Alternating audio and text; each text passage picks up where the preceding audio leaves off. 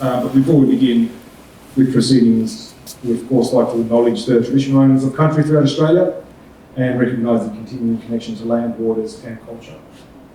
We pay respects to elders past, present and emerging, sovereignty never ceded. Aviva had a quick chat to me earlier about just bringing up the topography of this place and how we are between Darabin and Mary Creek on the hill where the water washout goes to both creeks. Before all this was built, it would have been quite an amazing natural part of the habitat and the very balanced ecosystem.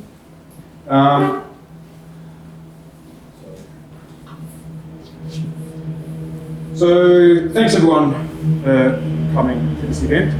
My name's Jim Becky. We'd like to welcome you formally. We were very lucky to have this space offered to us by Aviva and Patrick. And yes, it's always nice to have a refreshing kind of environment to host these sort of events with beautiful art. So we'd like to thank them as well for allowing for this to happen. So there's going to be some formalities, obviously exits where you see a bathroom if you're desperate is to that hallway right down there towards the right. There's going to be a few different kind of elements to this event, including some talks and Q&As. But what we'll do first and foremost, whilst they're all sitting here very quiet and patiently, is introduce the speakers. I'll hand it over to Becky to say hello to everyone and maybe mention their names and a bit of a bio. Thanks, Jim. Hi everybody. So exciting that you're all here today. Thank you for coming. And we're really lucky to have these amazing people volunteer their time and expertise to speak with us today. So I'd like to introduce Sita Beckwith. She's the narrative director at Series, and she's also the founder of a spiritual ecological network. We've got Elva Zhang, who's a lawyer and has a company or an organisation called Peace Lab, where she looks at takes Eastern philosophies and contemporary science and creates a lot of workshops and events based around the intersection of those two things. And we've got Kirk Fisher, who's a Zen teacher. He's been a practitioner for 30 years and a teacher for 3, but I have a feeling it's a bit longer than that really. He's also a founder of 2 alternative schools. And so we're really, really excited to have these 3 wonderful people speaking with us today. Also, we are in this space near Pala that this is his exhibition, Pat and Aviva, but Pat's a ceramicist, so there's beautiful works that you can see, and Aviva's done some illustrations. So maybe we can just give them a bit of a clap for all of their, everybody, and having everybody come together today. My name's Becky, I'm a Chinese medicine practitioner, and how this event got born is that I met Jim at a civil disobedience training, and that was put on by Extinction Rebellion recently. And I think it's quite wild that I feel like I need to go to a civil disobedience training to ethically live in the society that I'm part of. And so it was a really interesting day for me that day. I hadn't participated in a protest or anything like that before, and what emerged out of it was quite surprising to me. I thought I'd learn how to lock on, how to deal with police, things like that, but what happened is that through an amazing brainstorming session that Jim and I had at the end of the day was the need to cultivate resilience in this time of deep adaptation that we're going to be going through. And Jim's very active in that space, and he had some great resources. And so this is sort of like an extension of the brainstorm that we had in. So maybe Jim can talk a bit more about that. Thank you, Becky. Won't go on too much about this because we'd love to get to our speakers who really want to hear what they have to say. But essentially it was a bit of a brainstorm, a bit of a, I guess, to some degree, a harebrained idea that came up at the civil disobedience training. But I think deep down the intentions were solid and quite serious. And what we're trying to do here is kind of experimental. It's just trying to open up dialogue. There's been lots of discussion within spiritual groups about activism, and there's lots of discussion within activist groups about spiritualism, and where that intersection is, no one could really pinpoint. So we thought, well, maybe we need to open up a space where we can have people who are considering being active or who already are active, mixing with the people who are already practitioners, and in that way we could see what kind of evolves. So in calling it Eco-Philosophy Zen Session, we're kind of trying to aim at connecting the dots between spirituality, ecological awareness, and action. And who better to do that than, speakers who have been within that space. And I'm sure everyone has their stories, and I think we'll have some time at the end to kind of mingle with each other. And this is the whole point. It's a bit of an inspirational session to get everyone thinking within that space, to have everyone be empowered and confident enough to bring up in conversation with whoever they're speaking to, whether it's an activist, whether it's a spiritual practitioner, whether it's someone on the street.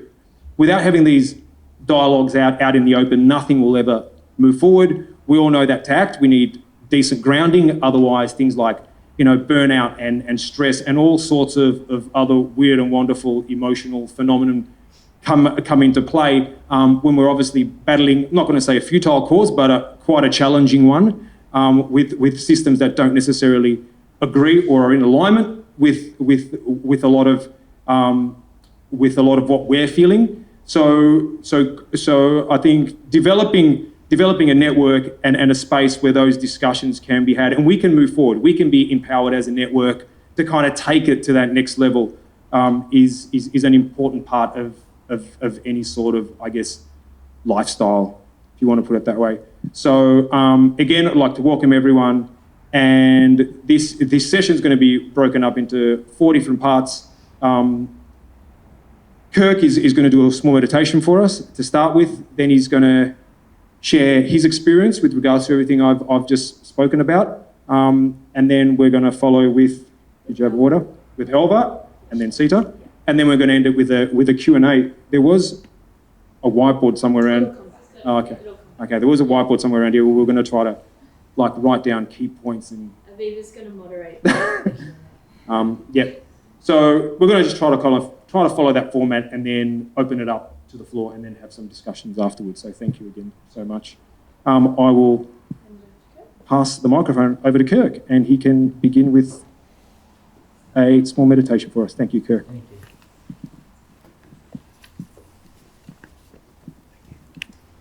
So it is good to start something like this by opening a little bit of space to allow new things to come in.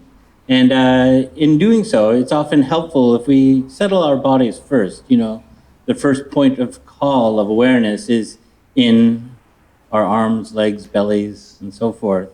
So if you want to try and find a place where you're sitting upright and yet relaxed, if you feel any tension in any part of your body, just try and let it follow the flow of gravity and be at ease. It's good if you can get your spine straight. When your spine is straight, you're pointing down towards the center of the earth, towards the core. And we can think of this as an earth practice in that way. So sitting upright and relaxed, it's also good to connect with our breath and to even let out a nice sort of big grandmotherly sigh. And notice that there's an automatic relaxation response that comes with a nice cooling breath. If you feel any tension around your forehead, or your ears, or your jaw, just as you breathe naturally, allow it to flow down towards the ground and be naturally at ease. Any tension you feel in your shoulders or your belly, just let it go and be as it is. And notice your breathing as it naturally flows in and out of your body. even pick a point in your body to focus on your breath. In your lower belly or your chest.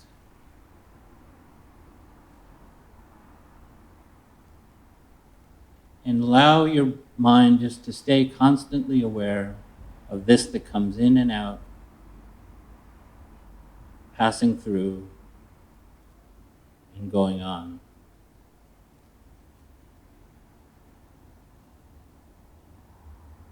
There are sounds coming in and out. Just allow every sound to come in exactly as it is. No need to name it, predict it, judge it.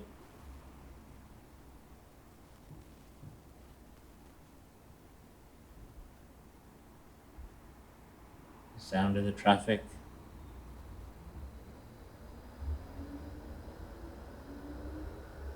The slight hum here in this room.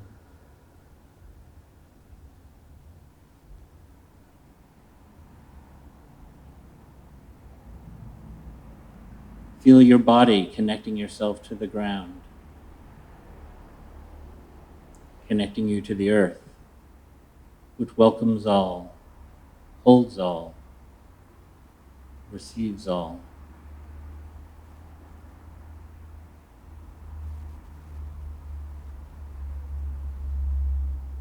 And like the earth, just allow everything to be okay just the way it is. Open to all, receiving all.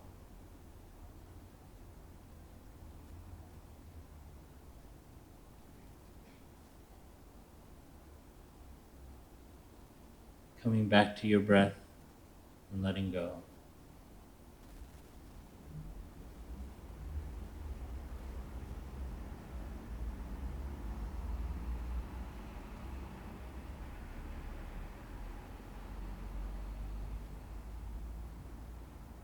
And if you find you are starting to drift off and starting to cycle around thoughts around what is happening, just notice that. Give a little sigh. And come back to your sensations of what you feel, what you touch, and your breath. And things exactly as they are.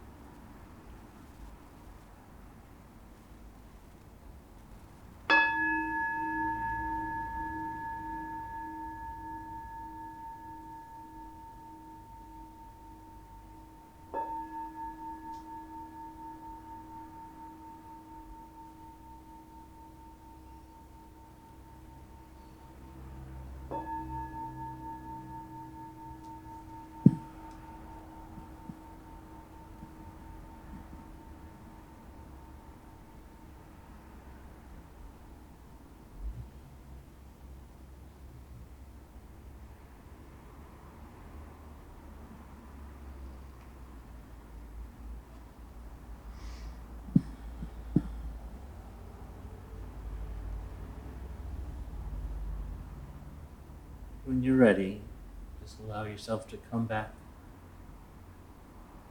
You may choose to open your eyes or stay as you are.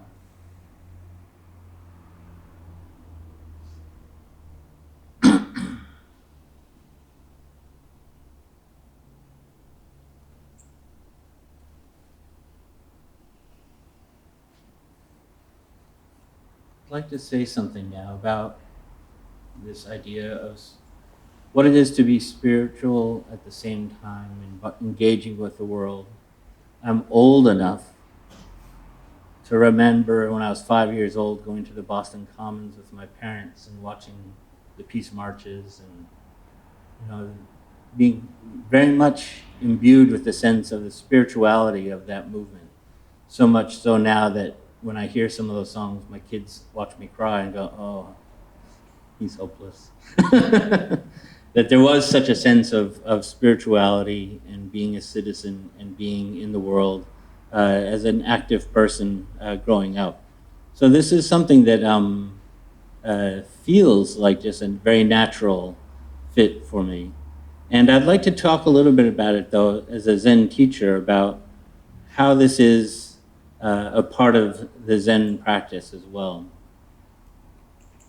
Zen, as some of you know, came about in a time of great uncertainty and great change and great destruction, actually. We think of it as being all about placid mountains and slightly dopey people walking around saying poetry and spouting intellectual things. But it was a time of great devastation. The Tang Dynasty, when China, when Zen arose, Buddhism up until that time had been very much about someone sitting very much like we're sitting right now and sort of preaching to people and talking a lot about merit and talking a lot about how you can find nirvana when you die or at some future point. And at this time, there was a great civil war where 5 out of 7 people died in a single generation in China. It was great, not only people going into the war and being killed in these huge battles, but all the farmers being taken off the land to go fight in the wars and the fields lying fallow, the infrastructure of the cities falling apart, so there was disease, starvation. It was a terrible, terrible time. And out of this time is when Zen sort of arose, that people were saying, we don't really have time for something as abstract as nirvana in the next life, or how we can achieve merit to have a better rebirth next time.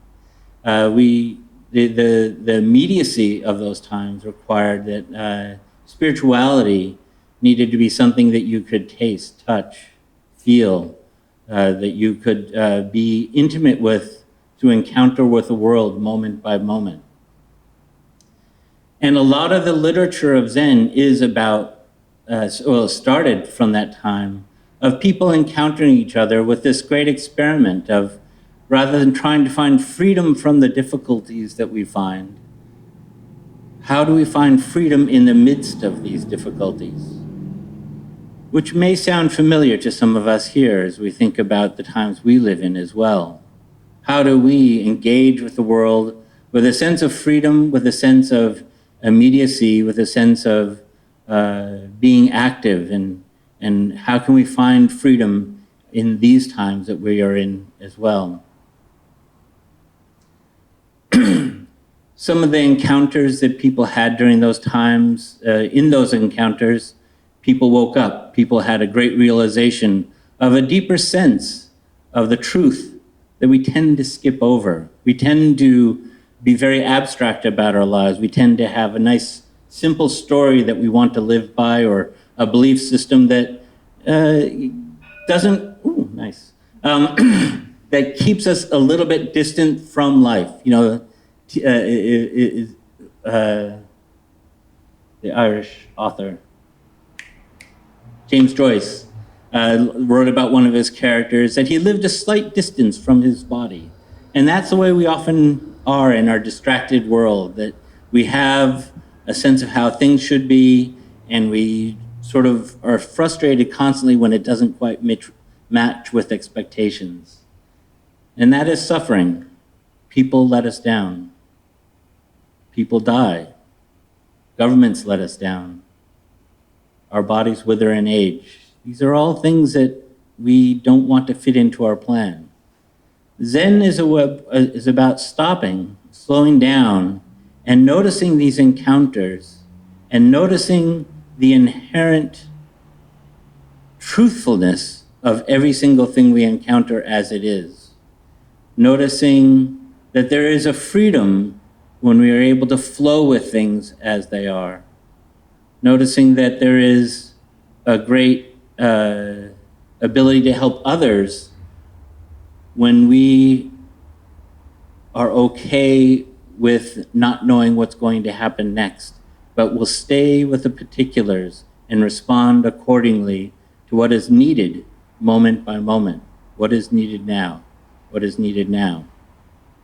A Zen teacher from San Francisco, Shunryu Suzuki, said that Zen is like making your way in the dark. You can picture, getting up in the middle of the night. You might be in a strange house you haven't been in before, but no lights.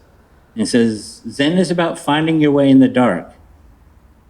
You have your fingers and toes alive to every single thing you encounter, making your way through this darkened hallway. Well, right now we live in a time where there isn't a lot that we can reliably predict about what's going to happen next. We liked to think that, the world would be there for us in its, in its beauties, its wonders, and its ability to sustain human life for generations to come. We can't necessarily depend on that anymore. We'd like to think that our governments would find a way to, out of some of the, to contain the greed of corporations, but we can't necessarily depend on that anymore. We'd like to think that our children and our grandchildren and our friends' grandchildren would have the beauty and wonders of this world for generations to come, but we can't depend on this way. So we are in a time where there are patterns, but they aren't patterns that we can predict necessarily. We're in very complex times. And so Zen, this practice of encounter with things as they are, has been very helpful to me and very helpful for many of us in terms of learning to be with the mystery, to learning to be in the dark when we can't predict, but also learning how to respond with freedom in the midst of the troubles. Now, I could talk a lot about this. I often do. But I thought it might be more helpful to actually do something about this here in the room and introduce a koan for us to sit with as a group. And we might not have, I really haven't been looking at the time here, so will you all sort of like give me you'll take our time? Thanks. I thought we might just take a moment here to actually practice with one such encounter with the truth of our lives through one of these koans. I'm going to talk about a koan in a moment, but the general approach to sitting with a koan, it's first of all helpful to get into a sort of stable and relaxed posture, as many of you already are. And when you hear the koan, just repeat it to yourself a few times, just so that the word, it's just going to be one word, so that the word sort of stays with you a little bit, and then let it go, as if it was a stone that you're dropping into a pond. It disappears from view, and you just watch the ripples that come out of it. And you only need to be calm and attentive enough to welcome the koan in. You don't have to be in a hyper-realized state or anything like that, heaven forbid. So just allow yourself to welcome the koan in like you would be welcoming in a guest, and watch what effect it has on you. Stay very simple with this. Please do not try and be profound with yourself or anybody here. We don't have time for profundity. We need reality, okay? So the koan I'm going to ask you to take up, or offer you to take up, is very simple. A monk came to Yunmen and said, "What do we do in times of trouble? What then?" And Yunmen offered him one word: welcome. That word welcome has a lot of parts to it. Just say a few words about this. That there's this idea in welcoming that you're accepting things exactly as they are. This could mean illness. This could mean any one of the disappointments that you're feeling in your life right now. This could mean a time of trouble in our society. Welcome. It's a very brave word as well. It embraces all of life's troubles as well as all of life's joys, and does not judge between them, just like the earth does not judge us before it holds us on her breast. So welcome is about acceptance. Welcome is about welcoming in, also in a sense that we are not necessarily identifying with each thing as it is, but we are accepting that that is part of the whole thing of life as it is. So it's not like we have to say, welcome and I am you. It's just welcome, we are in relationship. We are of the same earth. So this is again an earth practice. So I'm going to ring the bell in a moment. I'm going to ring it 4 times. And I'd invite you to sit with this one word, welcome. Drop it in, and we'll sit for about 3 or 4 minutes, and I'll ring the bell again. And then I'd love to hear what has come up for you during the course of your sitting with us. All right? Welcome.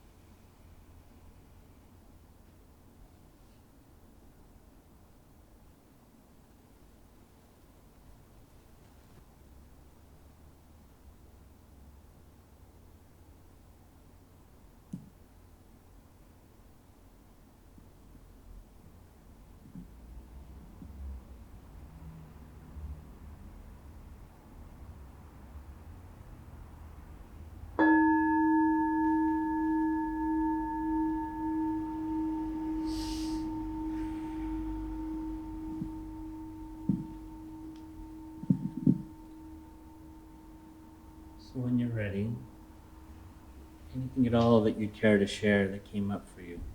Again, please do feel free to share anything. There is no wrong or right to this. It's not necessarily about coming up with a great manifesto. Just what simply came up for you, sitting with this one word, welcome. And speak loudly. I don't know if you want to pass around the mic. It was the idea of playfulness. So when trouble, to welcome in trouble lightens the situation, and then the idea of playfulness came up. Thank you. Did you hear that in the back, by the way? Not Just really. talking about playfulness and how it lightens the way to use that word welcome with the troubles. Did I capture that right? That's right, yeah.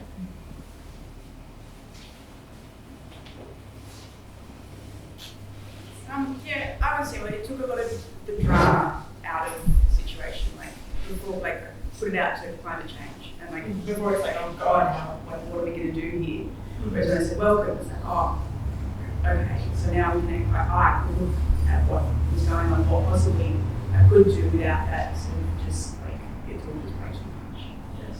It's not out there like the specter of a grand monster.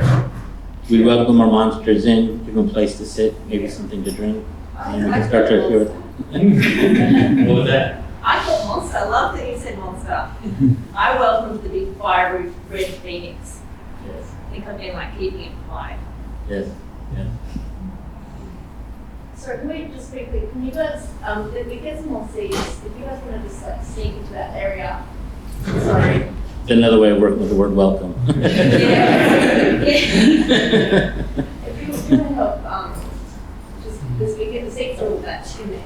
Seeds on it. I mean, Jared? I'll stand up because I'm at the back. And it's slightly performative. Love it. Welcome. Welcome.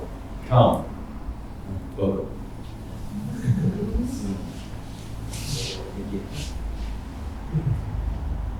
I think it brought some light-hearted humour to. I was listening to the traffic light ticking away, and I could have sworn it was a clock until it went, and then I just couldn't help but start laughing because I thought, what just happened then? Just convinced that was the clock. I didn't know where it was going. There's a clock over here somewhere, but it obviously wasn't. Yes. Mine changed from like I don't want to welcome it in. I don't want to welcome all the trouble in. I just don't want it in. But then I was okay, welcome, and then I'm like, okay, welcome, okay, bring it, which was me morphing. I was like, no, not bring it. Like welcome is different. But then in the bring it made me realize just how much other kind of control tendencies were coming in. Okay, if you're going to bring it, then I'm going to have this response. And it was really different from welcome. Yes. Yeah. That's wonderful. I love that. And one of the things that often happens when we're sitting with a koan is that the nature of our relationship to the koan changes over time, over the course of our lifetime, really, if we stay with the koan long enough. And one of the things to look at is how do we interact with it with sincerity. Often it will be fighting against it. And to notice that, though, noticing that I do not want to welcome you in. And what does that respond and how does that change over time? and probably we've got about maybe 4 minutes before we Okay. get on. Thank you. Something else that has come up for anyone? Mine just looked like the sun. Like it just was like, hello. Lovely. And so it was almost like it was new. Like Yeah. all just went and it was new. Yeah. Yeah, it was just the sun. Sometimes we won't know if it's a thought, if it's an emotion, if it's a physical feeling, if it's a memory that comes up. All of this will come up in the pot of the great stew that is our in our life. And it's important to recognize that the whole vast world, the whole vastness of life, is actualized in who we are moment by moment. And that is how it comes up for us. We can recognize that this isn't just sort of like a flimsy thing. This is actually life as it is. And our ability to have allegiance to each of these things, each of these responses of life, including wanting to fight it, including wanting to welcome it, including the pain that we may feel from it, is our allegiance to that is the best thing we can offer the world. We're offering there's an Aboriginal term called community actualization. We were just talking about this today. Has to do with the word reciprocity as well. That the world is arrayed as myself. There's no place that is, as we sit with koans, as we sit being quiet, as we sit with life as it is, the boundary between myself and each of you starts to become fuzzy. And soon or later we start to see there is no me without also having you. There is no me without the whole universe there as well. So that sense of the inner and outer starting to become not inner and outer is part of the practice of working with this as well. And that natural, I'm going to say the natural morality, but it might be better to say the natural responsibility that arises out of that, where I could not stop from helping you because you are me, becomes more and more apparent as we sit with this. So, I think that's all I got to say. Thank you very much for your trouble. Thank you, Kirk. If it's possible, I have some photos of crystals. Is it possible to just ask someone to pass the cards and pick one I'll share later? So they are just beautiful photos of water crystals. Just pick one you feel resonate with. So my name's Elva, and as Rebecca mentioned, by day I'm a lawyer, but I actually don't have a night job. But just say I don't know what other ways to put it. So I have to admit, when Aviv contacted me and shared about this event, I was very excited. But also, I said, I actually not an expert in climate change, or I don't even practice environmental law. I said, I can recommend you another friend. She said, no, that's okay. Yeah, you can talk about, share your spirituality and how you apply that to your work in your life. So for me, being a lawyer or went to law school, I meant to be very intellectual. I don't talk about spirituality, with my clients, with my colleagues, or even when I first started practicing meditation as a way to cope with my stress in law school, I didn't tell anyone because I don't want to be seen as this weird student from China, can't even speak English properly and trying to do meditation. And plus, that's a long, long time ago now. I think a lot has changed in the past 5 years. But when I was at law school, now I'm old, not that young anymore, meditation is still deemed to be very esoteric, nebulous, and airy-fairy. So I was literally a closet meditator, and just for that reason. But I do know the benefit of meditation, which really helped me when I was studying law in a non-native language environment.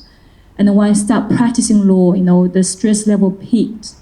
And I always tell young law students and junior lawyers, I would say meditation was my saving grace back then. Then a number of years ago, I went to Switzerland, Geneva, to do some further studies. And literally, it was that experience. At that time, I thought it was quite a dark experience in the sense I went quite deep in terms of my consciousness. I felt came to a very early midlife crisis. After I left Switzerland, I had to undertake some very deep reflection about my role in life, why I came to Earth, what I wanted to achieve. I asked myself, why did I want even to be a lawyer? And I remembered, for many, many years, I thought I want to be a lawyer because I want to change the world. I did arts law, so that's quite obvious, right? I want to change the world.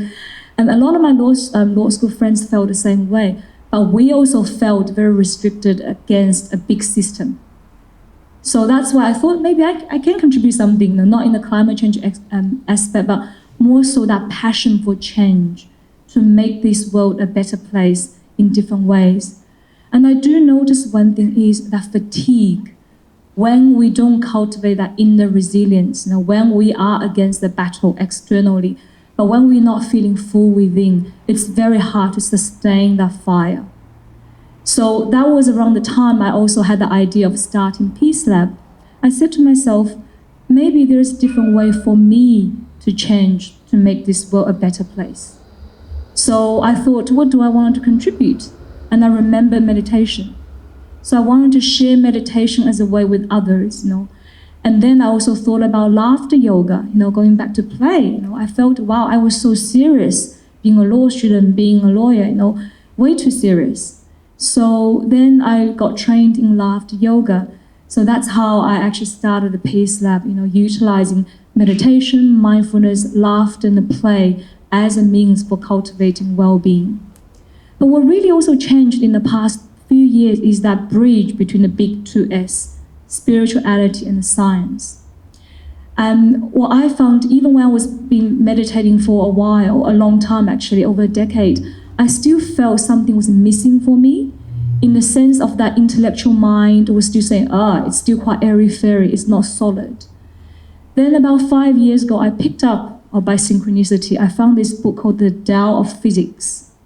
So it was a book actually written by an Austrian physicist around the late 1960s or early 1970s. He essentially compared quantum physics, which back then in the 70s, with the philosophies of the tradition from the Far East. So including the Buddhism tradition, yogi tradition, and also Chinese Taoist tradition. And that book literally changed the framework around Peace Lab workshops. So then I became really interested, even borderline obsessed with science, and philosophy. What I learned in the past 3 years, I realized actually the most contemporary and the most ancient, they are converging. They are converging on the power of mind and the brain for positive change. In Buddhism, in ancient Buddhist teachings, they have this saying about the objective world is literally shaped by the subjective mind. When we change the perception, the things change. I've always thought that was very esoteric. Then when I started reading quantum mechanics, not the mathematical calculation, but more on the theory part, it was literally, when we think about it, the atom at the very basic level, 99.99% of atoms empty space. But that's actually not empty. What we can't see doesn't mean there's nothing there. What if it's a field of information patterns? So that's why when I started really bridging these things, I thought actually the science and spirituality may not be so far-fetched. And then when I started reading into neuron plasticity and neuron science, it really made me realize how we think, how we feel, the intangible mind can shape the neurological structure of our brain. So if we wanted to cultivate resilience for the external battle or fight in our lives, we must come up with a different level of mind. Because another very favorite saying of mine is Einstein. He said, we cannot resolve the problems at the level we create the problems. So we have to come up with a different level of thinking to resolve that. And how do we do that? We really have to turn within, to take a responsibility of how we are thinking, how we are feeling. Because our thoughts and our feelings have the ability to shape the structure of our brain. Right now, you're listening very intently. The billions of neurons in your brain, they're making connections. And on a daily basis, your brain generates between 6,000 to 7,000 thoughts per day. That's roughly about 2,000 to 3,000 thoughts per hour. But we are so engrossed in the thoughts, we don't separate them. When we actually step back and to really observe the thoughts are circulating around in our mind, when we cultivate that sense of self-awareness, then we can actually change. You can ask yourself, are my thoughts actually serving me? Are my thoughts encouraging and judgmental in nature or not? Am I being very kind to myself or kind to others? When we cultivate that distance between our thoughts and the thinker being yourself, that's the moment you can change. And that's how we cultivate the self-resilience. And I think for me, the greatest thing I have to encounter or within myself is in order to change externally, I have to change myself first, change from within. And also for people who are passionate about making the change in the world, the reason we need to change within is that's how we can sustain. A lot of times I see a lot in my friends, they keep on wanting to make changes, with the society, community, or in environmental space, but they get burnt out because they don't actually have that space for self-care as well, and we get frustrated. So when I get frustrated with external things, the first thing I say to myself, there is something within me I need to change. And every time I raise above that thought, or the same pattern of thoughts, emotions, and perceptions, I know I'm changing my brain. Because every time when we have a new thought, the new neurons are making new connections. So that's why when we want to change within, it's always very frightening, it's very unfamiliar. From brain science perspective, it simply means that you don't have neuron structure to support that. But the more we practice a new level of thinking, the neurons will they will strengthen their neuron connection in your brain. So that's why it takes time for change. It takes time to practice. So practice like meditation is very effective for that. Now, second point I want to mention about, so coming back to the linkage with nature, with ecology, is this week I've been contemplating in my own practice, so what I can contribute in this space as well. I realized by pure chance, Taoism is a very big part as the philosophical framework for me when I run Peace Lab workshops. So Taoism is a very ancient tradition coming from mainland China. It's over thousands of years old. And the Zen is a beautiful infusion of the Chinese Tao and also the Indian Buddhism. And in Taoism, it's really started from the observation of nature. So at the very center of Tao, everything, every principle of Tao actually has something linking to the nature. For example, we are all familiar with the yin and the yang, which is very central to the Chinese medicine, but also Taoism. And that is by observing the night and the day, the shadow and the light, the sun and the moon. So in a way, this idea is about the opposites are actually not really in conflict. Rather, they are complementing. So when we see those chaos, arising everywhere, that's actually telling us there's a silver lining somewhere. A very simple example, we've been talking about Donald Trump, the rise of Donald Trump in America. So disappointed. Can't believe we have a world leader like someone like him. But on the other hand, because of him, there's a lot of women in America, decided to go into office, right? So I think in a way we can see, yes, there's something bad happening or negative, but in that polarity, there's always something positive coming out of it. Without that, when you listen to women, a lot of female politicians, they say, because of Donald Trump, I decided to go into office. That's a very simple, a bit crass example of that yin and yang principle. But that actually literally comes from the observation of nature, essentially. And another very fundamental principle in Taoism is about water, because Tao is considered as the water causeway of philosophy. In Tao, we would say water has the highest virtue.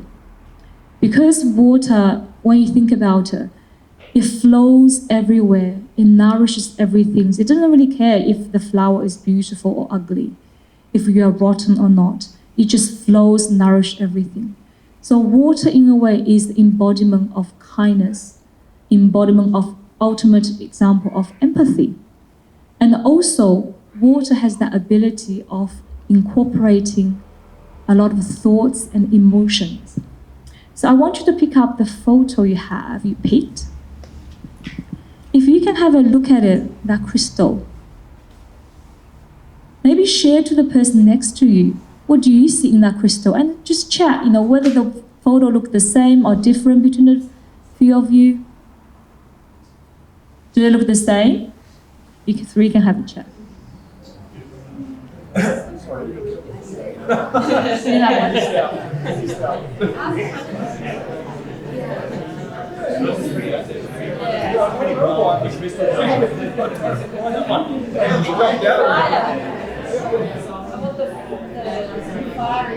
Yeah, exactly.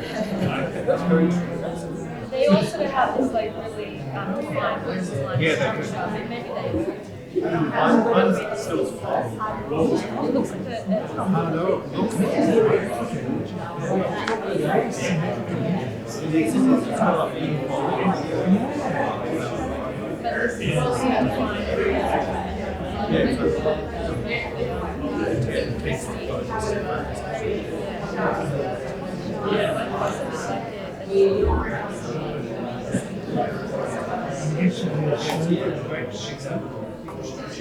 Right.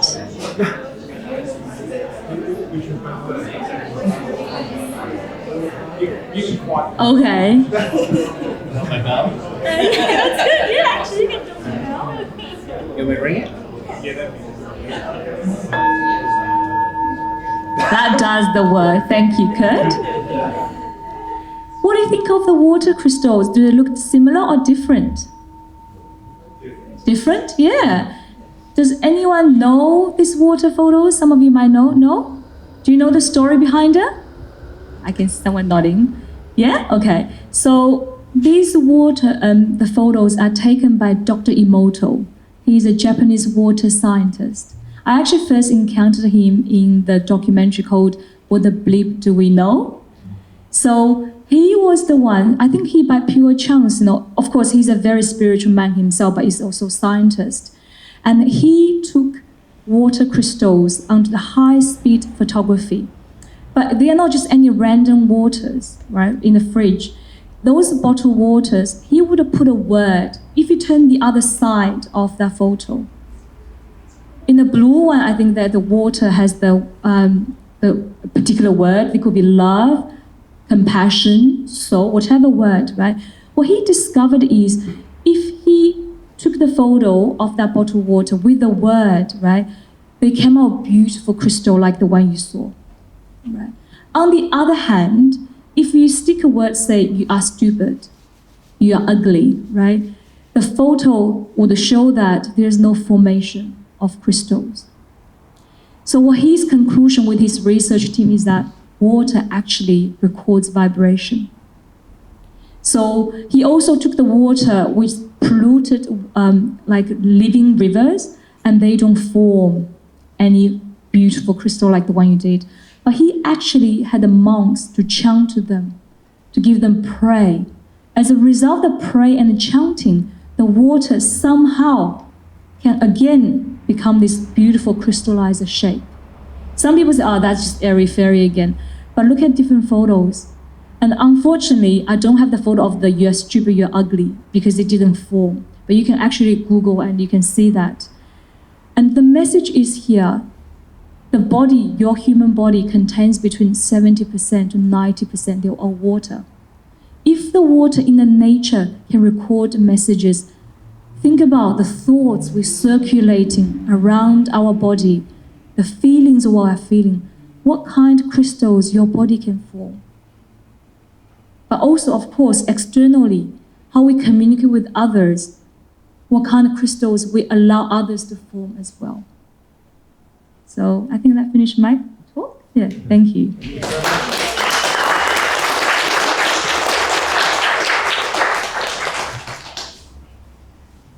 Thanks, Kirk and Elva. I learned a lot from both of those. It was really nice to just sit and be in the space to begin with. I was feeling a bit nervous. It was really nice to have a bit of time. And that was really beautiful. Thanks, Elva. I made notes to read from. I'll try not to read from them too much, but I'm not that used to talking about my own personal spiritual practice. I'm usually happy talking to a group of people, but this is a little bit new for me, so thank you for the invitation, Jim. I don't know if I have a teaching or a practice to offer, really. I just have my story and a little description of some projects that are happening at Ceres at the moment. So I'm just going to share about those things. So I'm the narrative director at Ceres Environment Park. Do most people know Ceres? Like, everybody's here. Yeah, narrative director is a bit of a difficult title. It's really hard to explain to people what that means. But I like to think about my role really as not so much storyteller, but story gatherer, story sharer, and kind of understanding all of the stories that go on at Ceres and our community, and what are the sort of the big stories of our time. And the reason I'm interested in those stories is I think there's really a lot of power in stories. And I think this discussion today about people's spiritual practice, if I think about the religions and ancient cultures, they're kind of the holder of the deep stories of our time. And so I think this is an opportunity to look to those big stories and ask, what do we do at this time of crisis? And what I love about Ceres is it's a kind of an example in miniature of a really deep mythological tale about overcoming obstacles, facing demons, inner and outer transformations. It was originally still Wurundjeri land, but a giant hole was blasted there. It was filled with rubbish.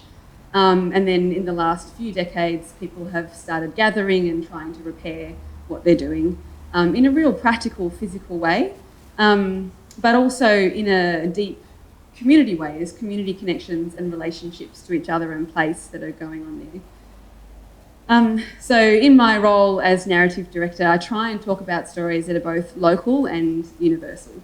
I recently made a short film about one of our community gardeners. He's called Charlie from Malta. Does anybody know Charlie? He's kind of a community character. He's about that tall, and he often pops around corners selling bikes.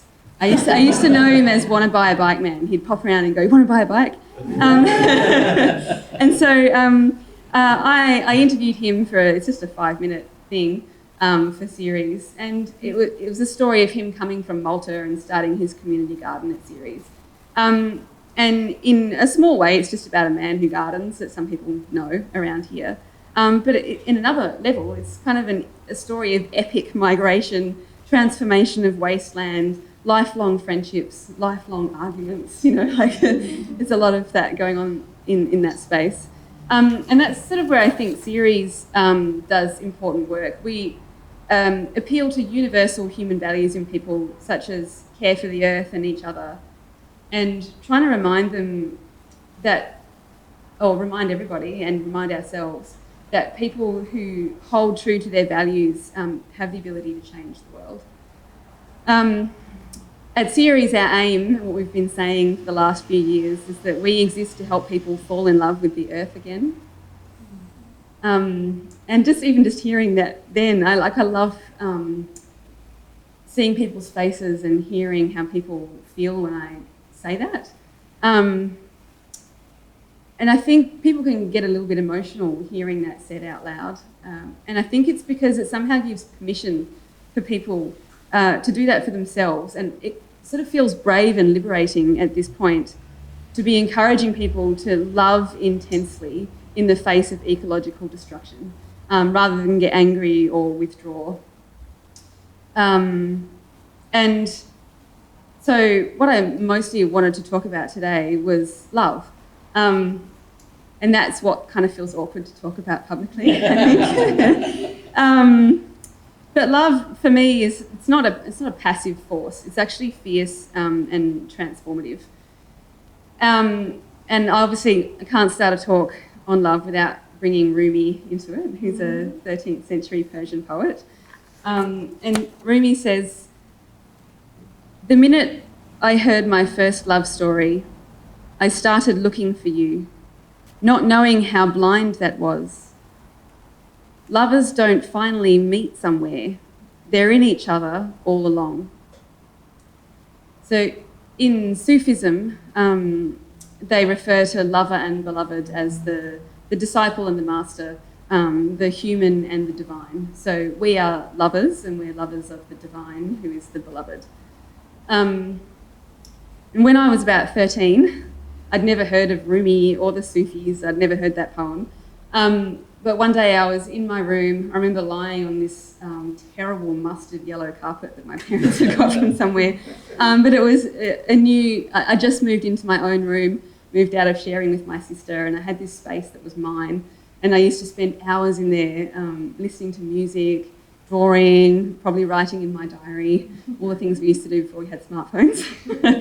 And I was being made to study Shakespeare, year 8. And I didn't really resonate with Shakespeare. It seemed quite weird and awkward language. And then I read Sonnet 116, which is kind of a strange title for something which has had a long-lasting impact on my life. Do people know that sonnet? Do you know which one I mean if I just say the number? Probably not. So I'll just read it out. So this is written in about 1608 or something. Let me not to the marriage of true minds admit impediments.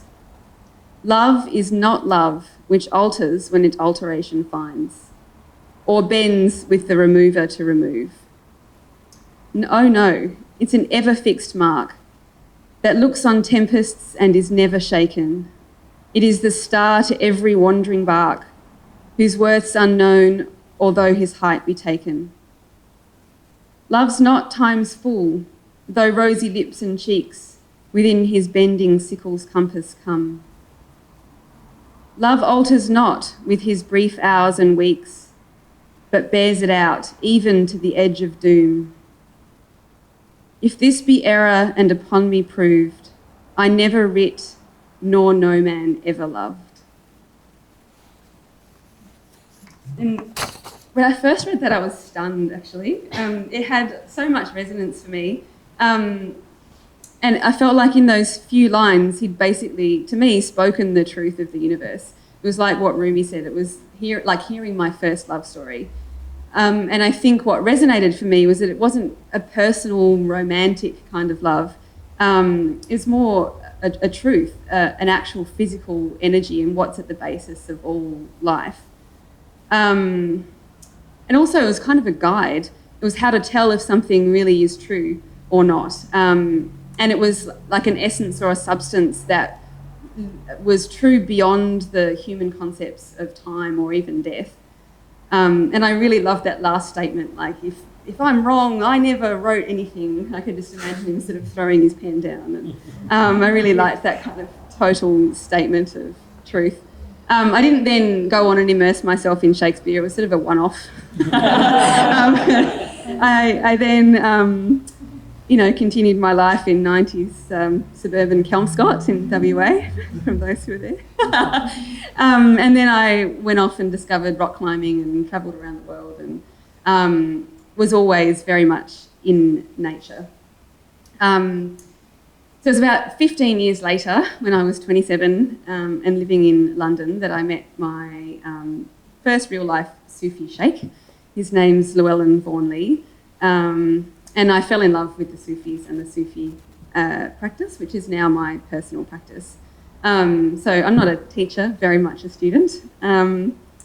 But for me, what attracted me to it is what I think is the central practice of Sufism, which is love. Most Sufi traditions have a heart-based meditation practice that tries to move beyond the small personal feelings of love to generating a feeling of love in the heart that includes the earth and beyond and beyond and beyond. And the Sufis say that love is not just a feeling between people, but it's a substance, it's an energy, it's a divine spark that's present within everything. And it's this essence, this substance that we need to nourish us. And love by its very nature includes everything. It doesn't just belong to human relationships. It can be found anywhere because it is everywhere.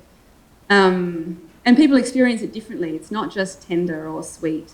It can be dark, passionate, like we all know when we first fall in love for the first time. It's incredibly powerful. And the Sufis also say that in our true nature, we're not consumers, we're lovers. And life is not about economic prosperity or getting more stuff, but it's a love affair that we need to live. And it is at this particular time, and why we're here, I guess, talking about this stuff, is it's important to give that love back to the earth, particularly at this time. And that, for me, is in a simple way, I think.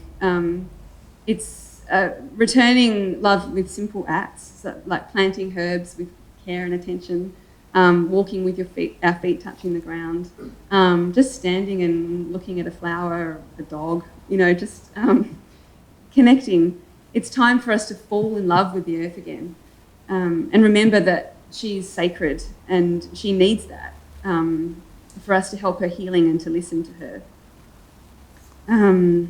I think it's tempting often to go along with the assertion from some areas, particularly I hear it in climate activism, that fear works as a motivating force for behaviour change. And I think fear probably works if we're just trying to change people's behaviour in a short-term way, which in one sense is another form of control.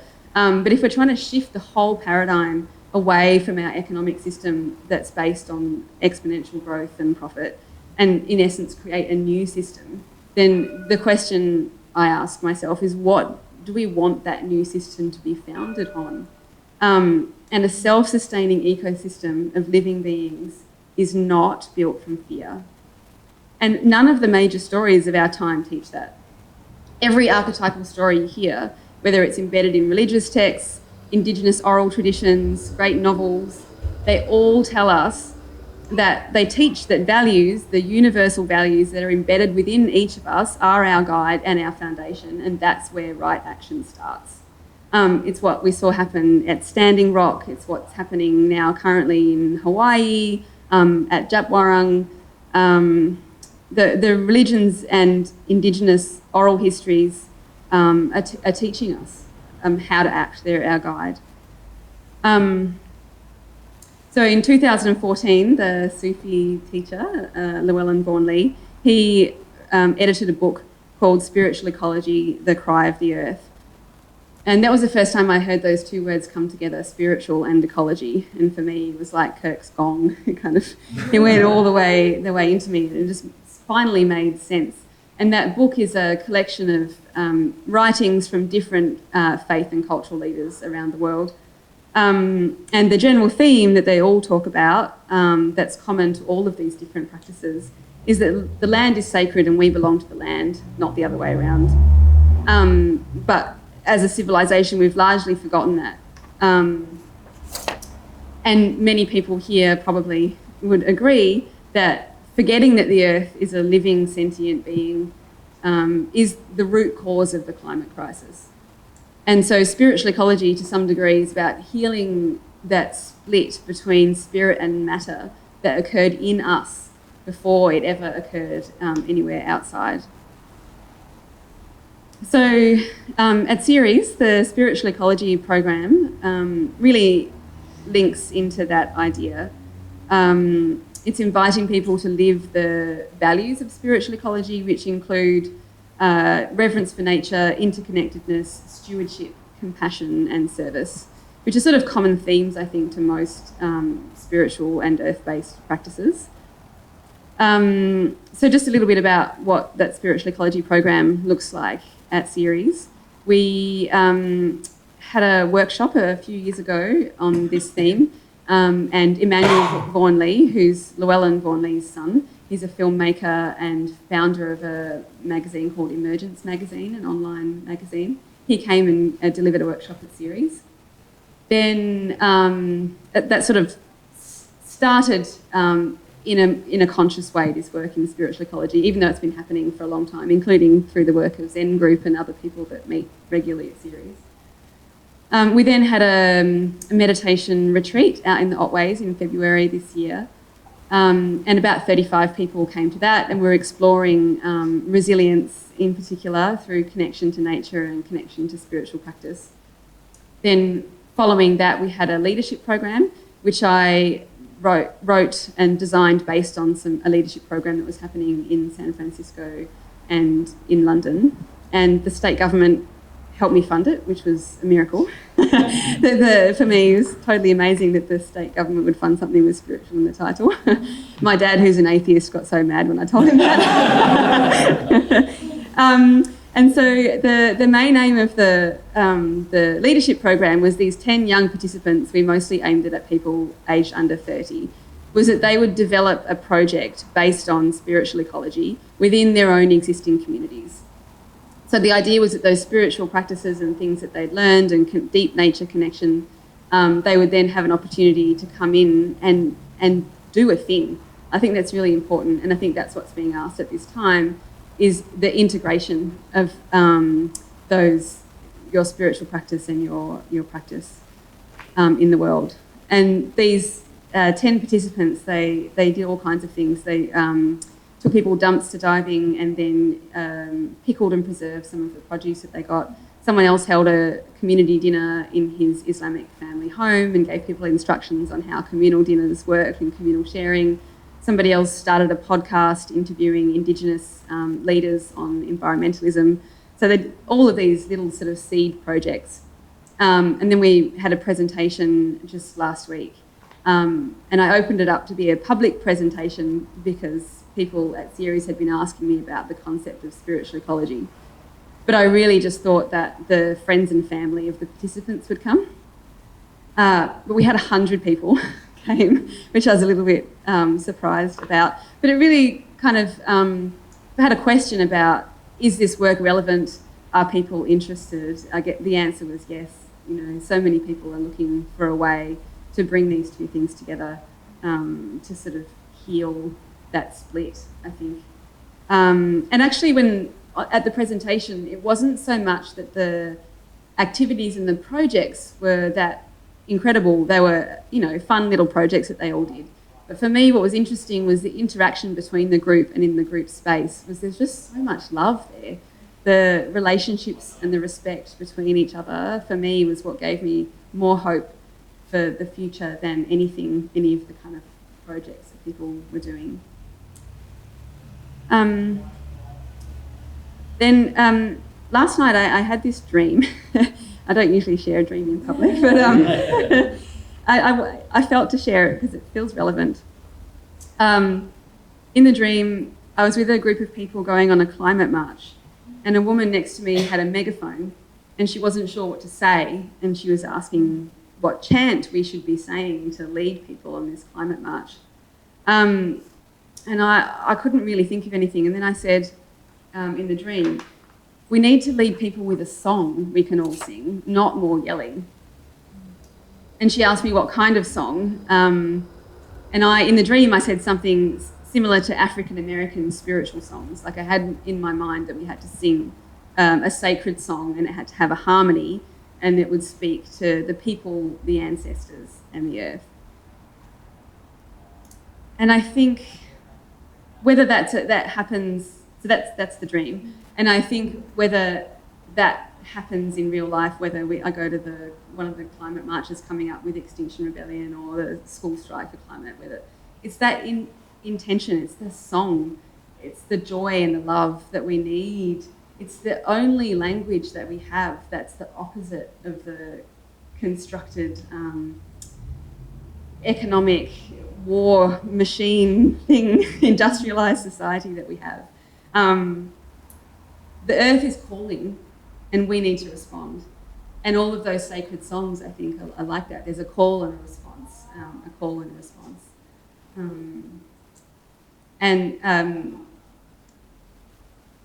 I think we need to go beyond those chants. Like last time I went on a climate march, there was ScoMo has got to go. I was like, whoa, it's just, it feels really tired to me. It's not really doing anything. It's, it needs to sort of go beyond that. It needs to go deeper. I have one final Rumi poem. And it's about love, of course. Subtle degrees of domination and servitude are what you know as love. But love is different. It arrives complete, just there, like the moon in the window, like the sun of neither east nor west nor of any place. When that sun arrives, east and west arrive. Desire only that of which you have no hope. Seek only that of which you have no clue. Love is the sea of not being, and there intellect drowns. This is not the Oxus River or some little creek. This is the shoreless sea. Here swimming ends always in drowning. That last bit for me, and I think it's something similar to what Kirk touched on earlier, is a reminder that we need to accept the unknowing. If we drown the ego and the intellect in the shoreless sea of love, then we don't know what will happen, because our ego and our intellect won't be there. And the other thing that this poem reminds me of is that we're not here to be in service to ourselves. We need to give all of ourself to the earth at this time and not expect anything in return. And if I embrace that not knowing, which is really hard to do, I'm definitely a control freak. But if I embrace that knowing there's nothing else I would rather do, there's no force that I know of in the universe that's stronger than love. And I think only love leads people to risk their own lives to protect something or someone else. And it's that fierce, transformative, urgent love that we need at this time.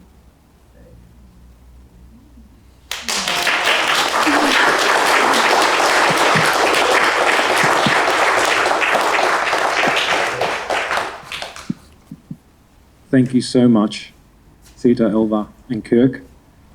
That was wonderful. I think it was beyond what we kind of expected in terms of like a diverse approach to spirituality through personal stories. And as I did mention earlier, this was a part of the experiment to see what would happen.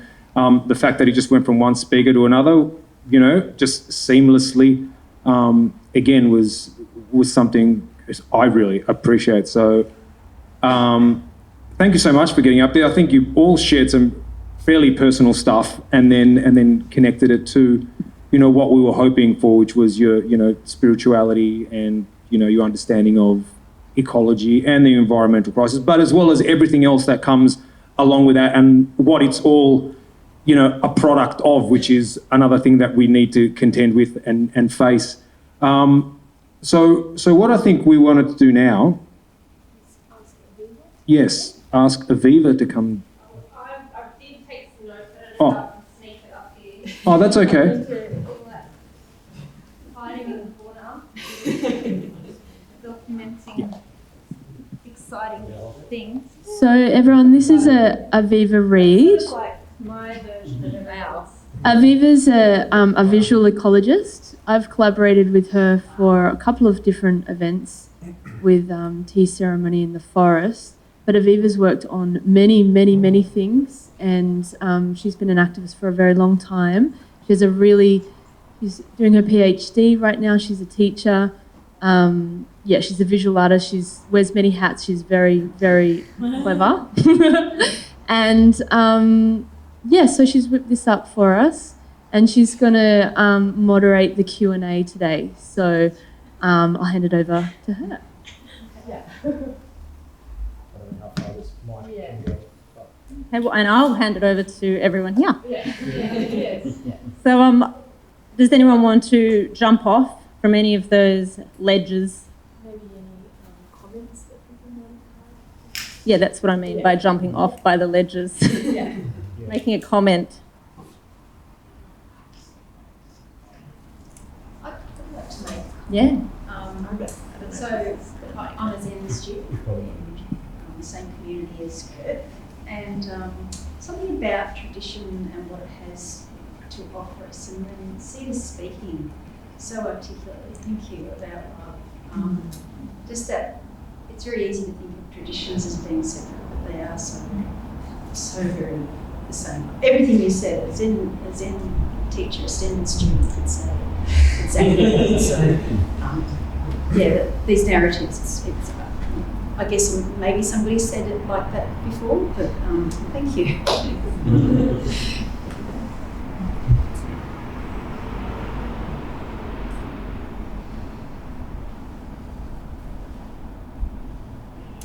I might throw something out to get you guys started. I'm in my practice at the moment. I'm ruminating, on a current, sorry, I'm a bit of a microbe nerd.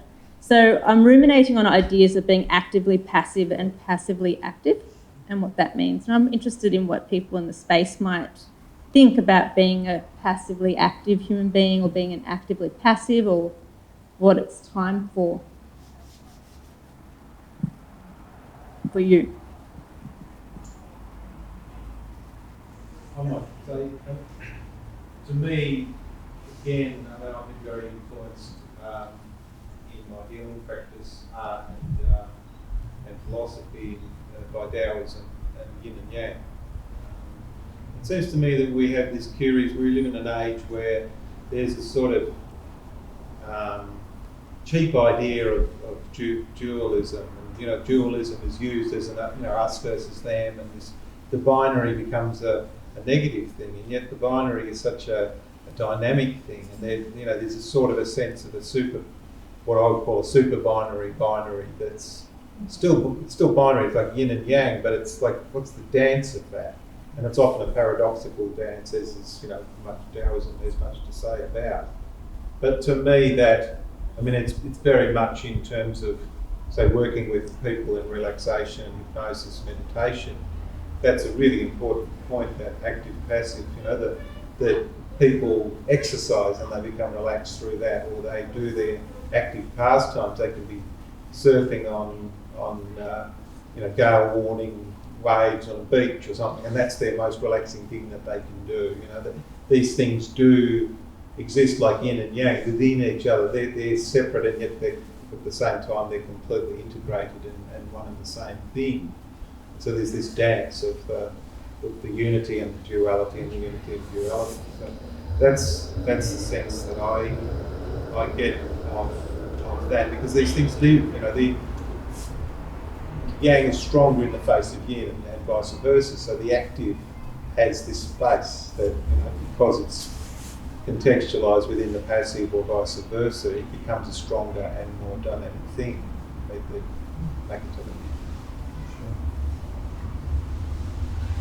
is part of being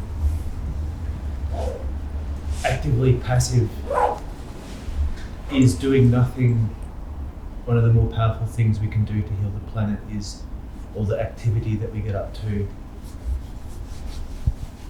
and our sort of restlessness, part of the problem. Creating so much activity creates the need for many resources. So sitting back and being comfortable doing less is one of the more powerful things we can do. I just want to comment first on the active, passive, passively active. I think again water demonstrates that. When you think about water, it's very soft, but water can smooth away a piece of rock smoothly. You can use chainsaw, but it's very aggressive. But water is also very strong, and in that way, I think, to me, I always refer when you're saying that, the embodiment of that duality, which is not in conflict but complementing, I think water is a very good way of demonstrating that. But the next thing I want to comment on Patrick's comment, Patrick, right? Yeah, that's right. Yeah, about doing, non-doing is another very central concept in Chinese Taoist principle. A lot of people think doing, not wei wu wei, that's a Chinese word for it, wei wu wei. So there's 3 characters. Wei means doing, wu wei means non-doing. But actually non-doing is not just about doing nothing. The non-doing here is about cultivating an action is aligned with the internal purpose. So we are not reckless doing things for the sake of doing things. When we do take time to take that action, rather when we're inspired to take action, then the effect will be multiplied. Because we're so engrossed these days when we do things, but people say, you have to do this, your friends say, society compels to do things, but we don't check in whether that's truly aligns. And I love when Sita bringing the notion of love, it's beyond just romantic love we're talking about. If we align with that love rather than doing this out of fear, then that's aligned action, that's inspired action. So the effect is more productive. So that's why, but before we can take the action, we need to non-do. The non-do is not the passive doing nothing. It's about maybe spending time in nature, you maybe cultivate a practice like a meditation to really check in to really listen within what I want, what is my purpose, why do I want to go to that march? Is that aligned with me? Is that out of love, out of fear? Then when you're truly aligned, that action will be very productive. We're no longer doing for the sake of doing. So I think that's the a more, for me, is a different understanding of this notion of doing, non-doing. Again, there's still like polarity, but they are complementing. Yeah, if that makes sense. Yeah. I think we were actively passive when Kirk said welcome. Because the first thing that came to my mind was that my body relaxed and I let go of all fear, but then I recognised that actually you tied in that what it was not just lack of fear, but it was love. Mm-hmm. And that is, we need to be in an active pursuit of that, and it looks very passive, but it's forceful like water. I have a brief story. Gosananda, who was a Cambodian monk, and he was very active in the peace movement and stopping the war in his time. He was in the US doing a tour, I think speaking to Congress or something, and there was a big march and rally. This goes along with what you were saying, Sita, actually. Big march and rally to stop landmines, and there was a lot of chanting, kill the suckers, And so they asked him to come and speak to the march, and he just got up on stage and he said quite simply, first, you have to get rid of the landmines in your own heart. And then he walked off the stage. He should have. Yeah. Can I just bring something to the table and just put it to our panel of people? I'm just going to go off the board. I'm going to use the board as a prompt for something here. And it's the one point at the top underneath, what is it to be spiritual? I'm not sure it's related, but I'm interested in the point underneath, which is objective world shaped by the subjective world. I like to put to everyone, actually. So it obviously goes both ways, yeah. Objective world is shaped by the subjective world, but the subjective world is also very much shaped by the objective world. And I guess it comes down to this dance of, we all have our spiritual practices, and we try to develop ourselves in a way to then effectively act in the world. And as spiritual practitioners, that's what you do. As activists, you obviously tackle it from the other way around, and you say, well, wait a second, this world is the problem. How do we change it? So where and how do you find that balance between being a spiritual practitioner and an activist? At what point does the question of, wait a second, is this the subjective world or the objective world at play here? As Kirk mentioned, it is. It's a continuum. The experience of self through to sociality is a continuum. It's hard to tell what's social and what is self. So I mean, in terms of any form of action, how does one find that balance? Where is that balance? Obviously, it's going to be different for different people, but I think it's a question I've been meaning to put out there for quite a while, because this is where people get caught up. They think, well, I'm either going to just meditate the world into another state, which of course we know doesn't happen, or I'm going to go out and fight it, which of course we know doesn't happen, or when it does happen, you just get, battened. And I know now it's just the police, but soon it'll be martial law, and they'll call in the military if we really start breaking the boundaries of what we can and can't do out there. There's obviously dissent allowed within limits, and I think this is part of the problem. So you can be dissident within these parameters, and we're okay with it. But as soon as you break out of that, then obviously we're going to come down hard. So I just like to put it out there. How does one bring the two together? How does one really make a change in themselves and at the same time outside, for them to have that harmony that we're really all after? I Please. You can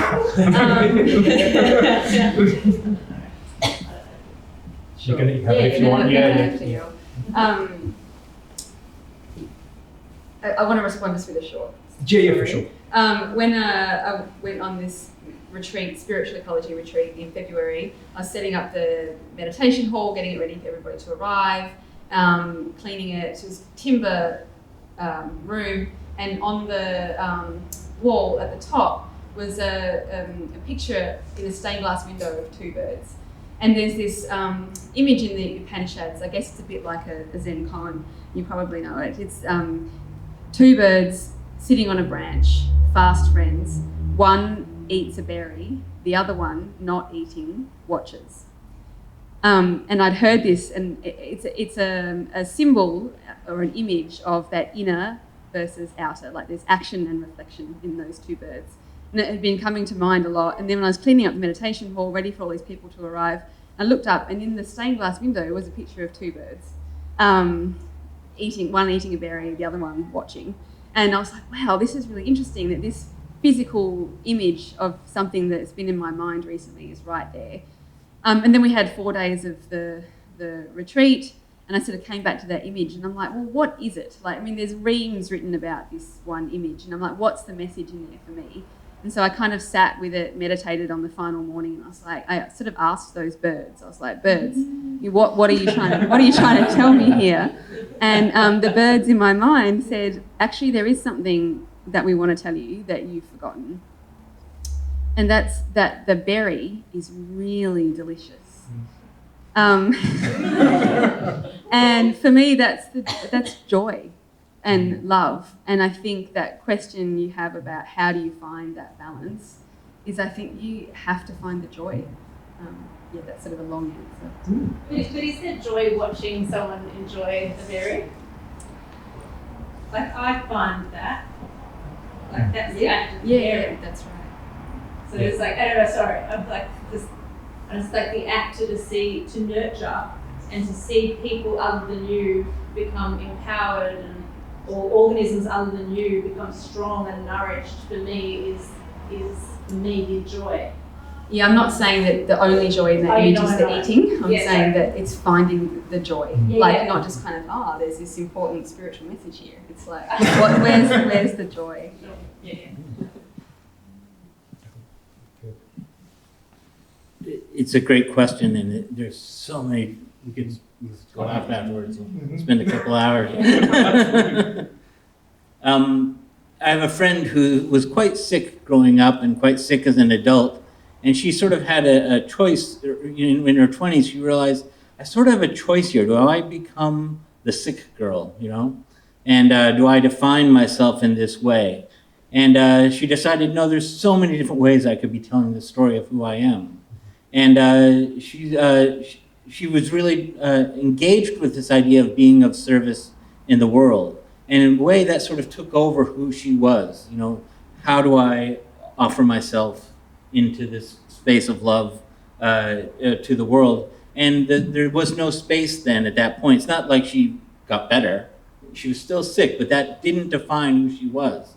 So that idea of being with the problems, but not becoming identified in any one story. We want to tell a simple story about things. We want to define it and really, it would be so easy if we could just say, that's what the problem is. But remaining open and remaining in service to things as they unfold seems to me to be part of how we proceed.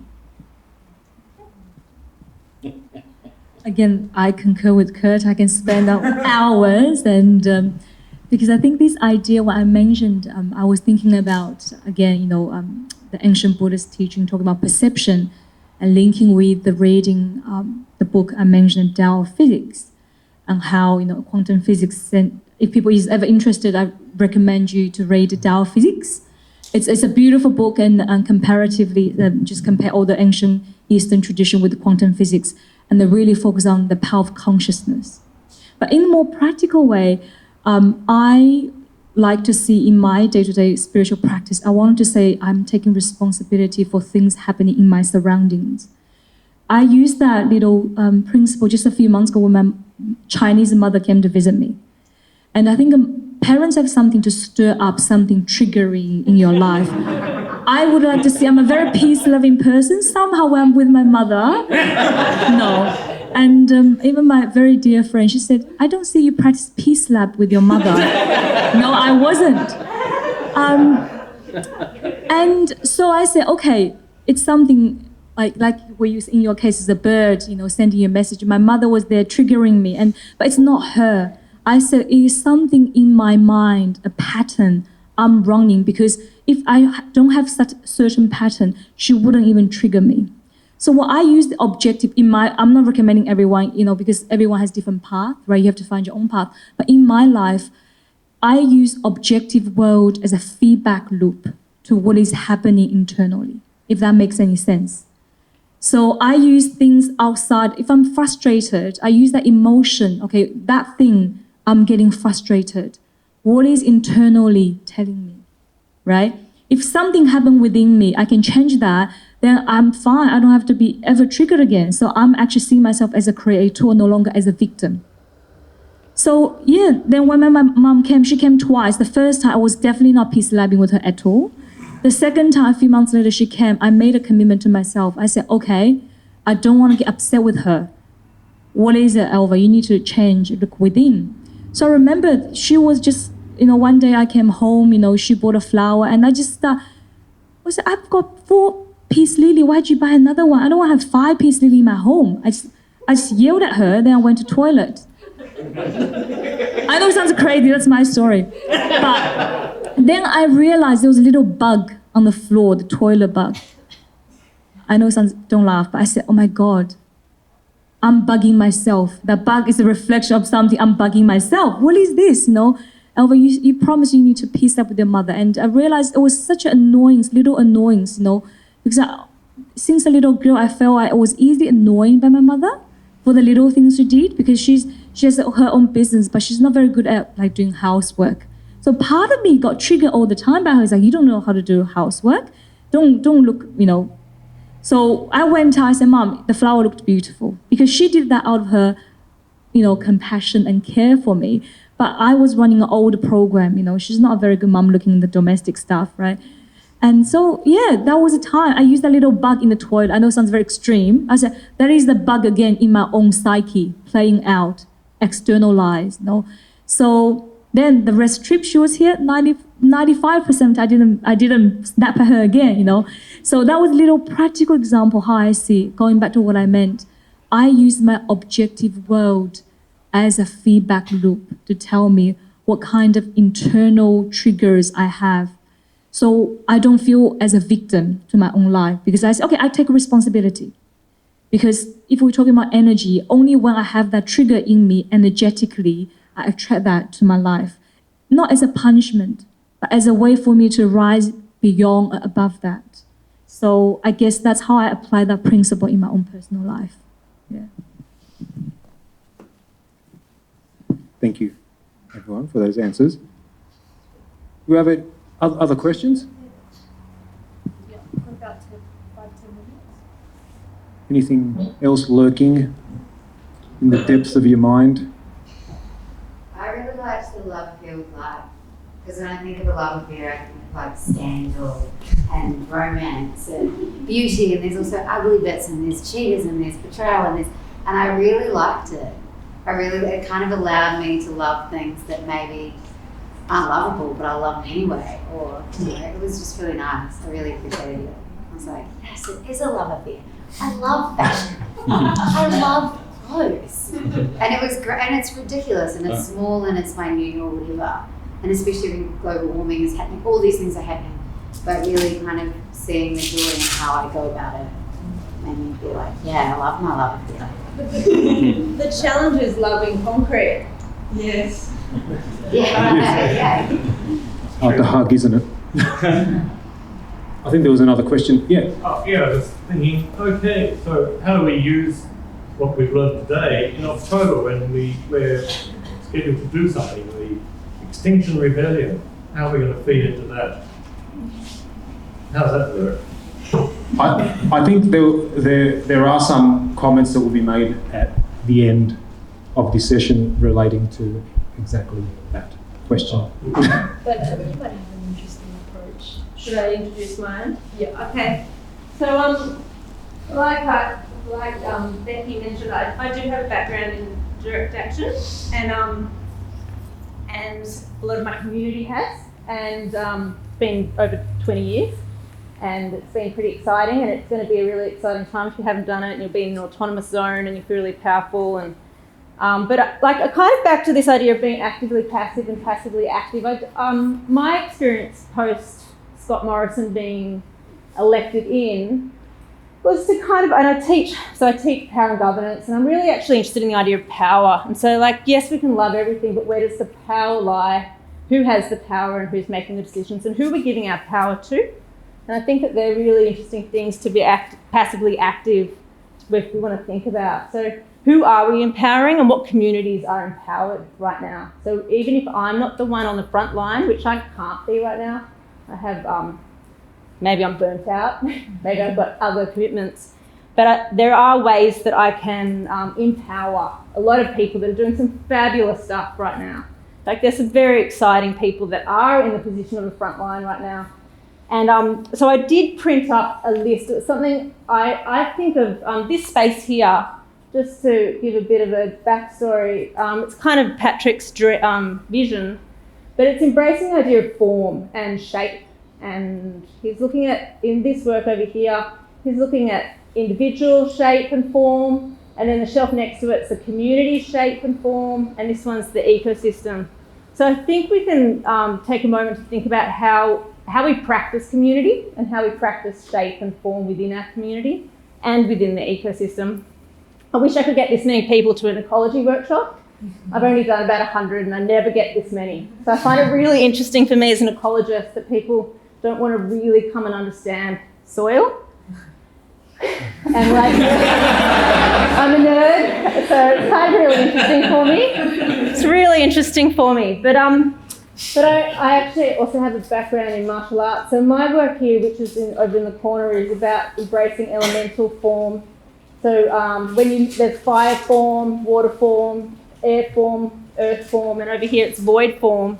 And void form is about consciously making space. So usually it's anyway, I'm not going to go into those, because the one that I'm mainly going to focus on in collaboration with concepts that were discussed today is about being like water.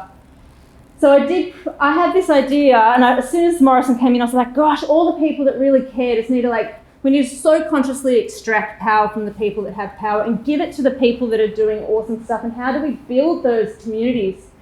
So I have a list on the back of here and I spoke to Becky about it, so I was a bit like, I've got this idea. And then I was like, but there's just so many people doing great stuff that we all need to kind of be feeding.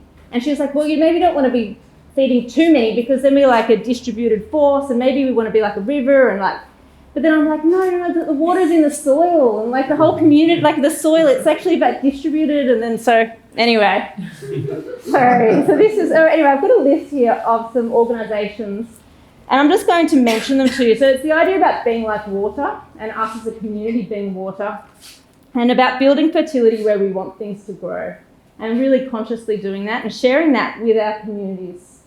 And so how do we nourish people? And if we think about activism on the front line at the moment, and the list I've got here, so I've got Indigenous sovereignty at the top of the list. I think eco-justice is an important issue right now at the moment. It's about giving energy to Indigenous people to get their voice, to get them out of prisons, to actually enable as an enabling force. So we can kind of reflect on how we're enabling them. So I'm not going to go into them, but I've got the birthing trees and the Koori Heritage Trust.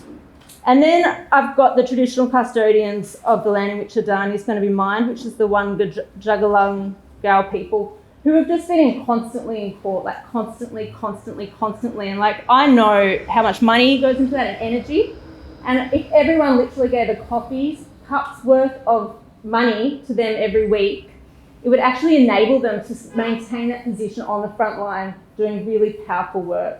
And then I've got Gecko, who's actually taken Vic Forest to court and is desperately trying to keep any ancient forest still in the ground in Victoria. And then I've just got this idea of spiritual ecology. I've got the list of all the friends groups, because I think in terms of ecologically, putting trees in the ground and actually going and spending time in those rivers, I've got the Merry, Edgar and Darebin, which are all the rivers of this land here that did used to be tips and that now they're not. So when I go and work with kids, they're all very sad. They think the future, when I get them to draw the rivers of the future, they draw them really broken, but actually they're way more improved than they were 50 years ago. So it's actually a good story. So anyway, I've got that here. Just for you guys to distribute, to utilise, to think about. If we literally all gave, it is financial at the moment, like that's a really big help if we're sitting here in Thornbury or wherever we all live. But it's also energetically, maybe it is meditating on enabling, whatever it is, whatever's your form. How do you be like water and nurture people who are in those positions on the front line? So I've got them there, if you're interested. Should we pass them around? Yeah, okay. I thought you guys could take them. All right, it's like a classroom.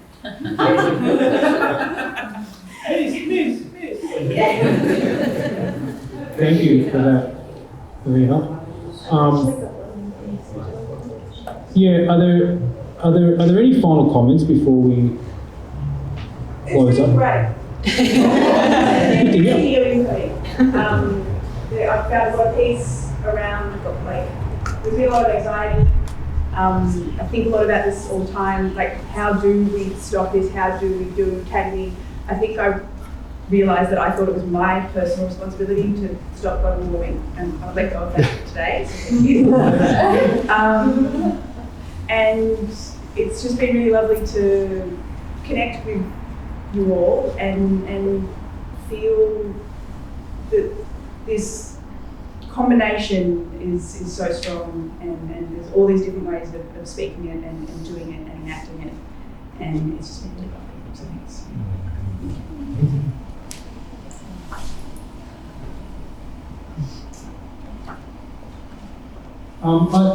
I think one thing that I'd like to tack on to what Aviva was saying is that spiritual practice takes so many different forms, and some of those forms involve doing zazen, or chanting, or praying, or bowing, or all these sort of ritualistic and sacred, I guess, behaviours that you do on your own and within groups. But there's also the side of spirituality, which, at least for me, involves immersing yourself in the social situation that exists. That includes, keeping yourself up to date with what's actually happening is a practice. Looking at all the differing and contradictory opinions with regards to what's happening, that is in itself a practice. Being able to hold space in that, I think, is one of the most difficult things. So I find it easier to hold space on my cushion than when I'm reading, very conflicting social pieces on the state of affairs in this world. It's like, oh no, this is impossible. There's no way I can work through this. So I think that sort of spirituality is something we also need to immerse ourselves in, and that connects very closely with what Viva was talking about, which is, making sure we try to build those relationships with the other communities that are also fighting for different causes, especially in the realm of social justice. And I think there's one familiar face here from last night, which was at the Decolonising Environmentalism seminar over at the Dockland Libraries. I'm not sure whether there was anyone else, but there was some interesting conversation that came out of that, relating to, there's a big gap here. What do we see? There's no Indigenous people around, is there? And we didn't have an Indigenous speaker.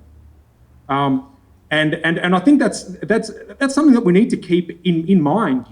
It's not, some people would say it's systemic racism, that it is in essence built into the way we kind of live our lives. And we need to make ourselves aware of that. Yeah, it's a difficult thing to take on. It's a very difficult thing to kind of just deal with, to think, crap, I'm a part of this. But we have to find and create the space to become aware of it and act on it accordingly. And one of the things that came out was, if we're missing these people who are crucial to our understanding of connection to land especially this particular land, with 60,000+ years of experiencing, experience in managing it, as well as building a very elaborate narrative around it. If they're not here, why aren't they here? And there's plenty of reasons, and a lot of them have Eva just mentioned, because, they're incarcerated, they're in socioeconomic situations where they've got more difficult things to kind of deal with than having to save the environment. As shocking as that sounds to us, it's the reality of it. So I think a part of getting out there, and I think one of the messages from last night was to, yes, we've got to fight this environmental battle, but we've also got to support the communities who would also like to be fighting it with us, but who in actual fact are dealing with other complex issues that they're trying to kind of contend with a lot of the time on their own with very little support. So that's just something I wanted to put out, just to I guess, build that bridge between the conversations and the comments and whatever we're saying, and spiritualism in action. So I think one other comment I wanted to make, but I'll probably just ask Shannon to come and talk about it. That's okay. Just about because the thing is, there was the question of XR, and XR has been. We've had numerous discussions with them about how to include spirituality within the regenerative movement, or within the regenerative philosophy of their movement. And lots of ideas have come out of that. Part of my background is spiritual care, and that's one discussion I did have with them. You've got all these activists. How do you provide them with the spiritual care and support? Yeah, they're getting, you may be able to give them lollies and water when they're out marching, but they might just need someone to talk to, or someone to get immersed in with more complex, dialogue, conversation, or just shoot the breeze. I mean, how do we provide that spiritual care and support for especially activists and movements? But also, how can spirituality be included in the movement and protest itself? So there's lots of discussion in the process that's happening. We're hoping to include a lot of that in the week-long disruption. I think this was kind of like a primer, and it's been pretty successful as far as I'm concerned. And I think it's opened up dialogue, and people are going to go talk to other people, and hopefully the seed will spread. But there is also talk of a space for practitioners across different traditions and belief systems to actually sit or pray, to hold during that week of disruption outside of the more riskier disruptive processes that are going to be occurring. So we're going to close up. I'm going to say thank you again to the speakers. Really appreciate you coming along, giving your time, sharing your stories, having these discussions. Again, I'd like to thank Patrick and Ueda for offering us the space. I'd like to thank everyone else for coming. I'd like to thank Becky for kind of nudging me along to kind of make this happen. And I'll pass the mic to her to have a few last words. Thanks, Jim. I think today's just been a really special afternoon, and I've been really moved by the content that has come up, and so thank you all for co-creating the space today, and I hope that it was interesting to you. I hope that it was relevant to you, and a big thing I think in co-creating this event with Jim and the speakers and Patrick and Aviva is that we're not alone in the stuff that we go through in relationship to the environment, and for me that's been part of the biggest take home of creating this kind of thing, is coming together in community, and not just taking on all this self-responsibility and not being inert in our overwhelmment of the emotional side of these big narratives that are coming out of our times with big consequences. So hopefully, you've stayed with us the whole time and you found it interesting. So there's going to be some just light refreshments that you can all help yourself to, and have a bit of a chat and get to know some other people. So maybe we'll just have one more clap to end it all.